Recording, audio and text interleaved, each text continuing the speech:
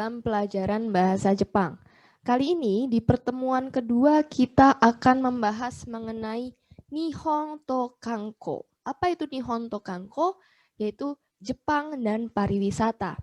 Tentu saja kalian sebagai mahasiswa jurusan pariwisata perlu mengetahui tentang apa saja hal-hal yang penting mengenai orang Jepang dan tamu Jepang sehingga kalian bisa menghandle tamu Jepang dengan baik. Mari kita lihat satu persatu. Oke, pertama kita akan membahas mengenai etika berkomunikasi dengan orang Jepang. Jadi, karena setiap budaya dan bangsa mempunyai etika yang berbeda-beda dalam komunikasi, tentu saja kalian harus memahami bagaimana caranya beretika ketika kalian berkomunikasi dengan orang Jepang. Hal ini penting agar tidak terjadi kesalahpahaman ataupun agar kalian tidak dianggap sebagai orang yang tidak sopan. Apalagi jika kalian bekerja dalam industri hospitality yang sangat memerlukan kesopanan dan servis yang baik. Pertama, mari kita lihat.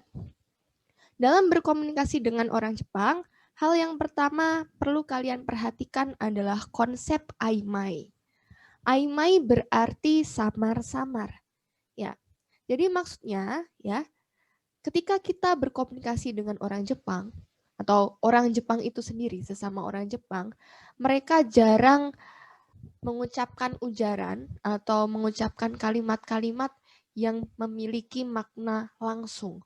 Ya. Jadi seperti penjelasan yang ada di dalam slide, semakin kabur makna sesungguhnya dari suatu pernyataan, maka tingkat kesopanannya akan semakin tinggi. Jadi, kalian harus paham bahwa orang Jepang tidak akan berbicara secara terus terang jika mereka membutuhkan sesuatu, atau ketika mereka menyuruh ataupun melarang kalian untuk melakukan sesuatu. Karena dengan bicara terus terang, misalnya mereka bilang, kamu tidak boleh duduk di situ, atau tolong jangan merokok di situ. Dengan ujaran yang sangat lugas seperti itu dianggap tidak sopan. Maka mereka akan mencari cara yang paling halus untuk memperingatkan lawan bicara. Entah itu ketika mereka memperingatkan, melarang, menyuruh, ataupun misalnya mereka mempunyai permintaan tertentu terhadap kalian. Nah, jika kalian bekerja di industri perhotelan dan kalian berhadapan dengan tamu Jepang, kalian harus memperhatikan kecenderungan ini, karena jika kalian tidak mengerti kecenderungan mereka yang suka berbicara dengan pernyataan yang samar, kalian bisa gagal menangkap apa yang ingin diungkapkan oleh tamu Jepang tersebut. Oke, karena tadi berbicara samar-samar itu menunjukkan kesopanan, menunjukkan bahwa kita menghargai perasaan lawan bicara. Ini harus benar-benar kalian pahami karena konsep seperti ini agak bertolak belakang dengan konsep dalam bahasa Indonesia yang mengharuskan pembicara mengucapkan ujaran-ujarannya dengan jelas sehingga lawan bicara tidak salah mengerti. Oke. Yang kedua adalah kalian harus menatap wajah dan memperhatikan bola mata lawan bicara sesekali saja. Jadi kita tidak boleh menatap muka lawan bicara atau menatap bola mata lawan bicara terlalu lama ketika kita berbicara dengan orang Jepang. Hal ini dikarenakan ya memandang atau memperhatikan bola mata lawan bicara secara terus-menerus akan membuat mereka merasa tidak nyaman. Jadi ya memang orang Jepang itu terkenal sering menghindari kontak mata. Jadi misalnya kalau kalian belum tahu ya di Jepang di kereta, kenapa orang Jepang itu tidak pernah mengobrol atau mengapa mereka itu selalu bermain HP atau malah membaca komik di dalam kereta? Karena itu tadi mereka sangat menghindari kontak mata karena itu dianggap bisa mengancam kenyamanan lawan bicara. Selanjutnya, jangan mendominasi pembicaraan ya. Jadi hal yang perlu kalian lakukan adalah menjadi pendengar yang baik. Tunggu sampai lawan bicara selesai berbicara. Hal ini dilakukan untuk menjaga perasaan lawan bicara dan menunjukkan kerendahan hati. Dalam hal ini, kerendahan hati adalah hal yang penting ketika kita berkomunikasi dengan orang Jepang. Selanjutnya adalah aizuchi. Apa itu aizuchi? Aizuchi adalah respon yang diberikan dari lawan bicara sebagai tanda ketertarikan atau pemahaman terhadap apa yang diucapkan oleh pembicara. Aizuchi dalam bahasa Indonesia misalnya, ya, oke, lalu, dan lain sebagainya. Ya, jadi setiap orang Jepang berbicara, kita harus menyampaikan aizuchi. Ya, untuk menunjukkan bahwa kita mendengar dia sedang bicara. Apalagi jika pembicaraan melalui telepon. Ketika kita diam saja, tidak ada respon dari kita ketika ada tamu Jepang berbicara melalui telepon, nanti mereka akan mengira bahwa kita tidak mendengarkan apa yang sedang mereka katakan. Dan tentu saja hal itu dapat menyinggung perasaan ataupun dianggap sebagai ketidaksopanan. Selanjutnya ini adalah karakteristik tamu Jepang atau secara umum ini adalah karakteristik orang Jepang. Bagaimanakah karakteristik orang-orang Jepang tersebut? Pertama, budaya berkelompok.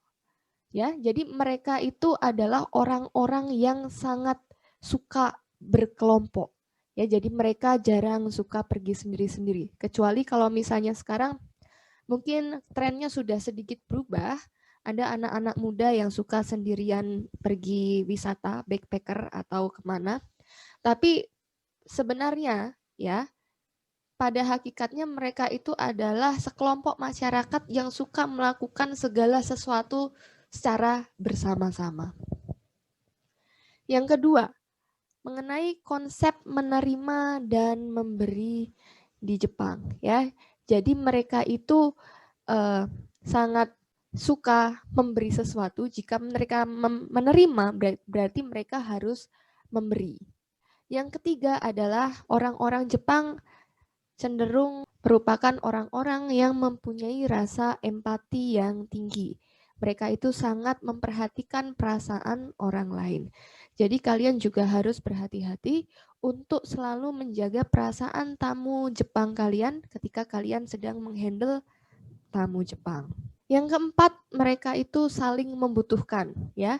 Ini berhubungan dengan budaya berkelompok tadi. Jadi mereka percaya bahwa satu pekerjaan itu tidak bisa dikerjakan seorang diri. Ya, akan lebih bagus jika dikerjakan bersama-sama sebagai suatu kelompok. Kemudian orang Jepang itu sangat mengenal hierarki, ya. Jadi status sosial atau derajat siapa orang tersebut, siapa saya dan lain sebagainya, siapa senior, siapa junior, itu sangat kental dalam budaya Jepang. Nah, dalam konsep hierarkis ini juga ditunjukkan dengan penggunaan bahasa.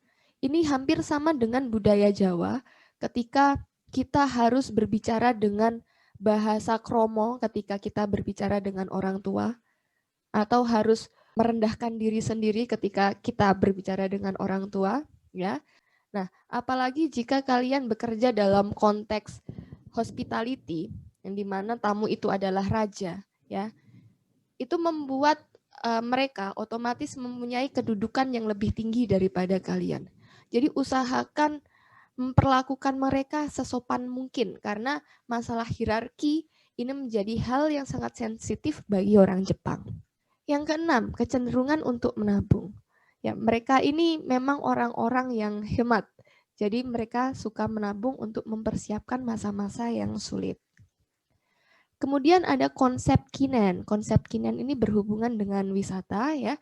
Jadi mereka itu suka berwisata ke tempat-tempat wisata yang bergengsi atau mendapat review yang bagus atau yang viral seperti itu.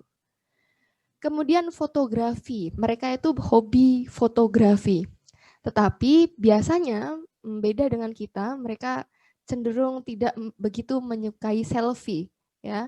Mereka lebih cenderung menyukai motret pemandangan atau motret teman-teman mereka atau makanan dan lain sebagainya.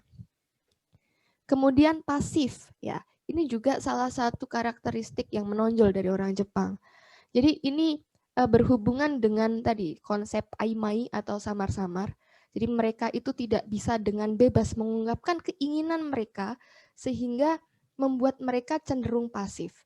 Dalam hal ini ketika kalian bekerja dalam dunia hospitality, kalian harus menjadi orang yang proaktif untuk menanyakan kebutuhan mereka, apa yang mereka inginkan dan lain sebagainya. Karena jika kalian mengharapkan mereka untuk mengatakan keinginannya, nah itu mungkin saja mereka tidak akan menjelaskannya kepada kalian. Kemudian mereka ini suka menghindari resiko.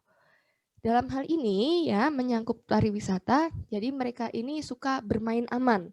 Mereka cenderung menghindari tempat-tempat wisata atau misalnya wahana yang mempunyai potensi resiko tinggi. Jadi mereka sangat menjaga diri sendiri. Nah, ketika kalian berwisata atau misalnya menjadi tour guide atau menemani orang Jepang ke suatu tempat wisata, tolong diperhatikan jangan mengajak mereka untuk mencoba hal-hal yang aneh-aneh atau mencoba hal-hal yang beresiko karena mereka kurang suka. Ini termasuk juga mengenai makanan ya. Jadi mereka sangat menjaga makanan yang akan mereka makan. Mereka tidak bisa makan makanan yang tidak higienis. Perutnya sangat sensitif sehingga makanan kotor sedikit mereka akan langsung diare dan lain sebagainya. Jadi pastikan kalian selalu menawarkan menu-menu sehat atau ketika kalian membawa mereka ke restoran, pastikan restoran tersebut mempunyai standar kesehatan dan kebersihan yang baik. Kemudian mereka itu adalah orang-orang disiplin. Nah, ini juga perlu diperhatikan ya. Ketika kalian sedang bekerja dengan orang Jepang, menemani orang Jepang dan lain sebagainya, kalian juga harus disiplin, terutama masalah waktu, ya, jadwal dan lain sebagainya. Keterlambatan atas alasan apapun itu tidak bisa dijadikan excuse, ya, harus disiplin. Karena disiplin itu adalah suatu bentuk penghargaan terhadap orang lain. Kemudian orang-orang Jepang adalah orang yang sangat menaati peraturan. Jadi jangan sampai kalian mengajak mereka untuk melanggar suatu peraturan karena itu bukan merupakan karakteristik mereka. Kemudian mereka itu adalah orang-orang yang kurang menyukai tantangan. Ini berkaitan dengan poin ke-10 tadi yaitu menghindari resiko. Ya. Jadi sebaiknya pilihlah tempat wisata yang aman, yang membuat mereka merasa nyaman dan tidak terancam. Yang ke-14 kemudian ini adalah menyangkut tips ya. Jadi tips itu tidak ada dalam budaya Jepang. Memberikan tips kepada pelayan itu justru dianggap menjadi hal yang tidak sopan. Ya, karena itu seperti memberikan uang sogokan dan itu tidak ada dalam budaya mereka. Jadi jangan sekali-kali kalian meminta tips kepada tamu Jepang. Ya, selanjutnya kita akan membahas tentang omotenasi. Apa itu omotenasi? Ya, omotenasi berasal dari kata motenasu yang berarti melayani. Ya, jadi omotenasi di sini berhubungan dengan servis yang baik. Ya, omotenasi memiliki konsep pelayanan yang menunjukkan kearifan lokal yang ada di Jepang. Jadinya kesopanan orang Jepang, makanan yang sangat sehat, peralatan yang sangat higienis, dan lain sebagainya. Kemudian omotenasi juga berarti keramah tamahan dalam melayani tamu dengan sepenuh hati. Hal ini berarti dalam konsep ini seorang pegawai atau seorang staf harus selalu berusaha untuk bersikap ramah tamah terhadap para tamu apapun keadaannya. Kemudian dalam konsep omotenasi ini tamu dilayani seperti raja. Mereka dimanjakan seperti anak kecil dan tidak perlu melakukan apapun. Jadi dalam hal ini ya ketika kita bekerja di industri servis, pelayanan jasa, kita harus selalu siap untuk melayani mereka seperti raja. Kemudian, staf harus dapat memenuhi seluruh kebutuhan tamu tanpa tamu harus meminta, ya, dalam segala kondisi. Jadi dalam hal ini para staf harus pintar membaca situasi apa yang dibutuhkan oleh para tamu. Misalnya dalam cuaca yang sangat panas, ada tamu baru saja datang dari bepergian, mereka kelihatan kelelahan dan kehausan, tanpa diminta staf harus misalnya memberikan handuk dingin ataupun memberikan jus segar kepada mereka. Karena mungkin kira-kira itulah yang mereka harapkan dalam cuaca yang sangat panas dan dalam keadaan lelah. Kemudian mengenai pakaian, ya, jadi seluruh karyawan dan staf harus menggunakan pakaian yang terbaik. Yang terbaik di sini adalah pakaian yang sopan, rapi, bersih, dan wangi. Yang kalian harus ingat bahwa bau, ya, bau tidak sedap, bau badan itu termasuk harassment dalam budaya Jepang.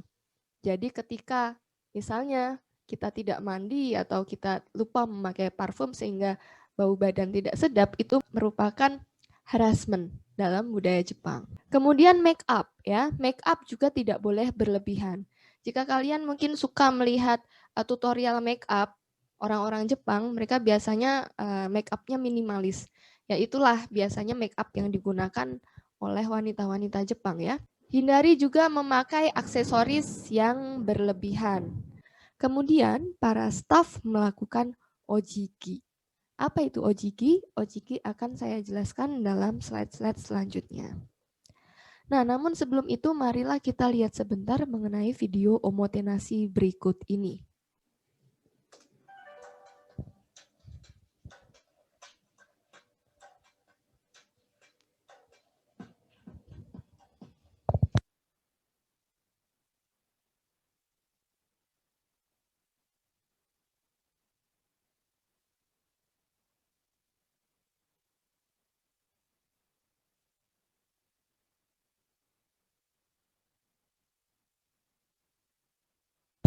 Ya, jadi itu ya, ice diletakkan di atas makanan yang fresh, langsung tanpa diminta.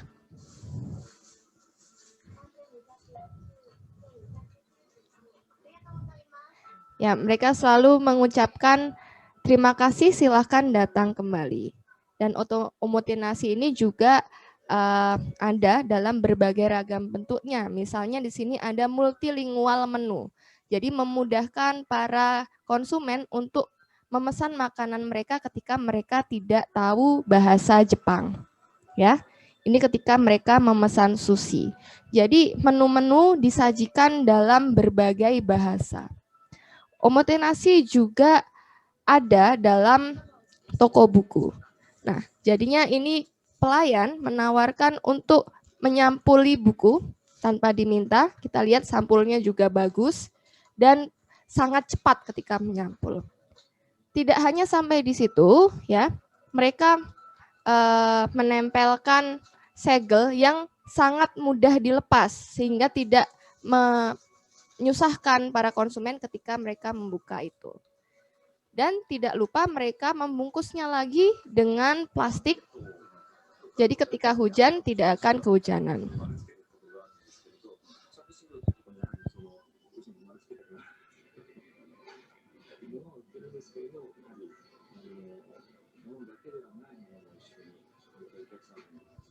Ya, jadi orang ini berbicara bahwa dia tidak hanya ingin para pembeli itu datang, tapi ingin para pelanggan itu pergi dengan perasaan yang senang, ya. Tidak hanya puas dengan barang, tetapi juga puas dengan pelayanan jasanya. Oke, selanjutnya saya akan menunjukkan video tentang ojiki.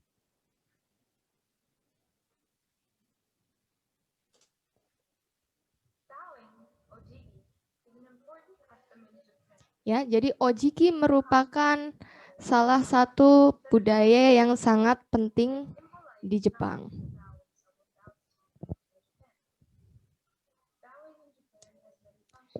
Jadi membungkuk mempunyai banyak fungsi yang dipakai dalam berbagai situasi. menunjukkan respect, perasaan terima kasih, meminta maaf, maupun salam. Ya.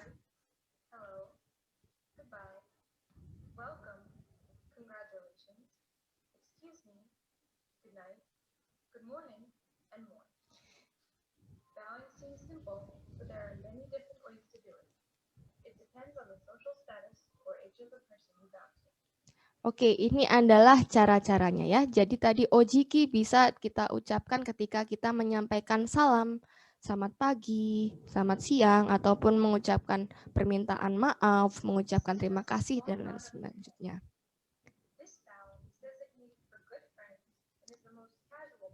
Ini yang paling kasual, digunakan kepada sesama teman.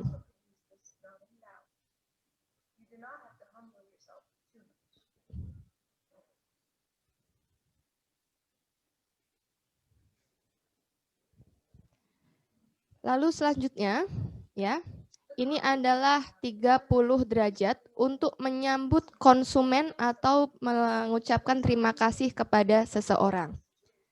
Ya, jadi membungkuk dengan besaran 30 derajat. Selanjutnya ini adalah ojiki yang sopan. Ya. Ini ketika kita sangat berterima kasih ya, atau sangat menghargai, atau misalnya kita sangat ingin meminta maaf kepada orang lain. Kita melakukan ojiki dengan sudut 45 derajat.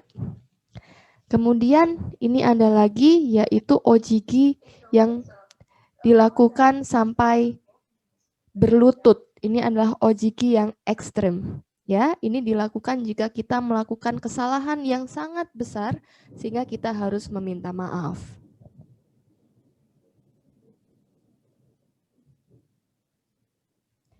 Ada juga ojiki ketika kita menggunakan telepon. Bahkan ketika bertelepon pun kita harus ojiki. Ya, walaupun tidak bisa dilihat lawan bicara, orang Jepang tetap melakukan ojiki. Ya, kita bisa lihat ya dari cara pembungkuknya apakah dia berterima kasih atau apakah dia meminta maaf ataukah dia hanya mengucapkan salam dan lain sebagainya. Ya. Nah, dan biasanya ojiki dilakukan berulang kali ya, sampai lawan bicara mengizinkan kita untuk berhenti. Ya, itu adalah cara orang Jepang melakukan ojiki.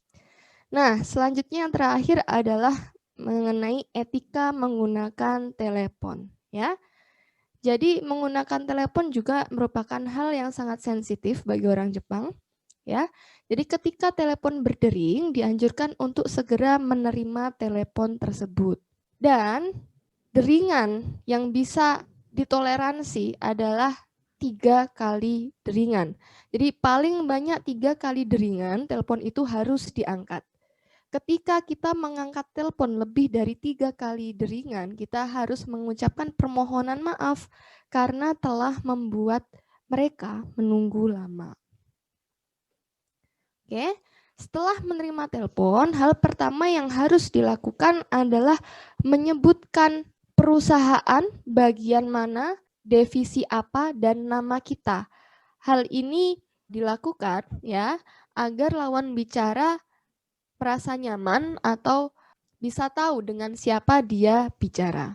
Kemudian jangan lupa ketika menerima telepon kita harus selalu menyediakan catatan untuk menuliskan sesuatu ya, karena ini juga merupakan salah satu kebiasaan orang Jepang yaitu menuliskan segala hal-hal kecil ketika mereka mendengar suatu informasi baru. Hal ini dilakukan supaya tidak ada hal yang terlewat. Kemudian, pesan yang sudah diterima harus segera dikonfirmasikan kembali kepada pihak penelepon. Jangan sampai lupa untuk selalu mengkonfirmasi segala pesan yang kita terima agar tidak terjadi kesalahan. Ya, kiranya itu saja yang bisa saya sampaikan dalam pertemuan 2 kali ini. Terima kasih atas perhatiannya. Hai, ja minasang, kore de arigatou gozaimasu.